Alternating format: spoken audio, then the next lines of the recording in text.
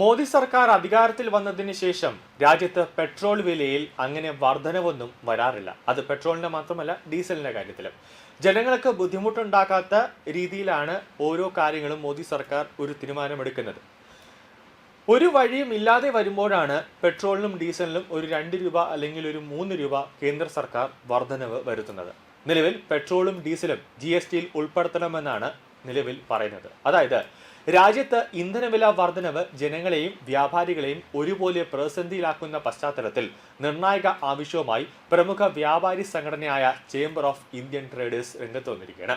പെട്രോളും ഡീസലും ചരക്ക് സേവന നികുതിയുടെ പരിധിയിൽ കൊണ്ടുവരണമെന്ന് ആവശ്യപ്പെട്ട് സംഘടന പ്രധാനമന്ത്രി നരേന്ദ്രമോദിക്ക് ഒരു കത്തയച്ചിരിക്കുകയാണ്. ഇന്ധനവില GSTക്ക് കീഴിലാക്കിയാൽ വിലയിൽ വൻ കുറവുണ്ടാകുമെന്നും ഇത് രാജ്യത്തെ വ്യാപാര വ്യവസായ മേഖലകൾക്ക് വലിയ ഒരു ഉത്തേജനകമായി മാറുമെന്നും ചേംബർ ഓഫ് ഇന്ത്യൻ ട്രേഡേഴ്സ് ചൂണ്ടിക്കാട്ടിയിരിക്കുകയാണ്. നിലവിൽ രാജ്യത്ത് പെട്രോളിനും ഡീസലിനുമേൽ കേന്ദ്ര സർക്കാർ എക്സൈസ് ഡ്യൂട്ടിയും സംസ്ഥാന സർക്കാരുകൾ വാല്യൂ ആൻഡ് ടാക്സുമാണ് ഈടാക്കുന്നത്. ഇത് കാരണം പല സംസ്ഥാനങ്ങളിലും ഇന്ധനവില 100 രൂപയ്ക്ക് മുകളിലാണ്.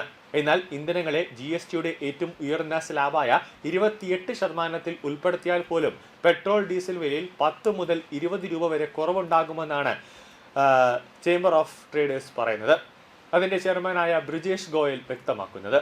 എന്തുകൊണ്ടാണ് ഈ ആവശ്യം ഇപ്പോൾ ഉന്നയിക്കുന്നത് എന്ന് വെച്ചാൽ, ഇന്ധനവില ഉയർന്നു നിൽക്കുന്നത് രാജ്യത്തെ ചരക്ക് നീക്കക്കൂലി വർദ്ധിപ്പിക്കാൻ ഒരു പ്രധാന കാരണമാകുന്നുണ്ടെന്നാണ് വ്യാപാരികൾ കത്തിൽ വ്യക്തമാക്കുന്നത്. അസംസ്കൃത വസ്തുക്കളുടെ വിലക്കയറ്റത്തിലേക്കും ഇത് വഴി സാധാരണക്കാരെ ബാധിക്കുന്ന പണപ്പെരുപ്പിലേക്കും ഇത് നയിക്കുന്നു. പെട്രോളിയം ഉൽപ്പന്നങ്ങൾ GSTക്ക് കീഴിൽ വരികയാണെങ്കിൽ വ്യാപാരികൾക്ക് ഇൻപുട്ട് ടാക്സ് ക്രെഡിറ്റ് ക്ലെയിം ചെയ്യാൻ സാധിക്കും. ഇത് ബിസിനസ് ചെയ്യാനുള്ള ചിലവ് ഗണ്യമായി കുറയ്ക്കാൻ സഹായിക്കുമെന്നാണ് വ്യാപാരികൾ പറയുന്നത്.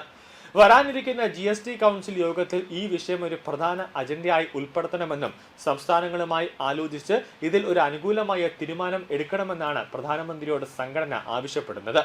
മുൻപ് പല സാമ്പത്തിക വിദഗ്ധരും ഈ ആവശ്യം ഉന്നയിച്ചിട്ടുണ്ടെങ്കിലും തങ്ങളുടെ പ്രധാന വരുമാന മാർഗം നഷ്ടപ്പെടുമെന്ന ഭയത്താൽ ഭൂരിഭാഗ സംസ്ഥാന സർക്കാരുകളും ഇതിനെ എതിർക്കുകയാണ് പതിവ്. എന്നാൽ രാജ്യത്തിന്റെ സമഗ്രമായ സാമ്പത്തിക വളർച്ചയ്ക്ക് ഈ മാറ്റം അനിവാര്യമാണെന്ന് CTI വ്യക്തമാക്കുകയാണ്. പെട്രോളും ഡീസലും GSTയിൽ ഉൾപ്പെടുത്തണമെന്ന വ്യാപാരികളുടെ ആവശ്യം ശക്തമാകുമ്പോൾ കേന്ദ്ര സംസ്ഥാന സർക്കാരുകൾ ഇതിനോട് എങ്ങനെ പ്രതികരിക്കുമെന്നാണ് രാജ്യം ഉറ്റുനോക്കുന്നത്. ഇന്ധനവില കുറയുന്നത് ചില്ലറ വിൽപ്പന മേഖലയിലും വിപണിയിലും വലിയ ചലനങ്ങൾ ഉണ്ടാക്കുമെന്നതിൽ തർക്കമില്ല. വരാനിരിക്കുന്ന ബഡ്ജറ്റിലോ GST കൗൺസിൽ യോഗങ്ങളിലോ ഈ വിഷയത്തിൽ നിർണായകമായ എന്തെങ്കിലും ഒരു പ്രഖ്യാപനം ഉണ്ടാകുമോ എന്ന് വരും ദിവസങ്ങളിൽ അറിയാം.